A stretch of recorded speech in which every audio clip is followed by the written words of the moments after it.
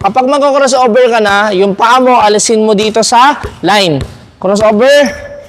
No? So, gano'n. Coach, paano po ba matuto yung crossover? Ito, tuturuan kita kung paano matuto mag-crossover gamit yung line, no? So, ito yung line, idol, no? So, yan. Yung right foot natin, nandito. Yung dribble natin, right hand, no? Paano matuto ng crossover gamit yung line? So, dribble. Kapag mag-crossover ka na, yung paa mo, alisin mo dito sa line. Crossover. No? So, gano'n. Crossover. No? So, kung mapapansin nyo, nagiging wide ako.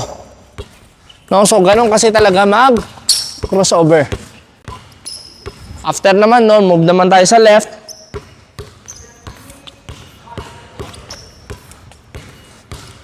No? So, yun, idol, yung tip ko sa'yo para matuto mag-crossover using a line. No? Remember, kapag pa-attack tayo, crossover, tapos, paabante tayo. Hindi pwede na stagnant lang tayo. So, yun, idol, yung tip ko sa'yo para matuto ka mag-crossover.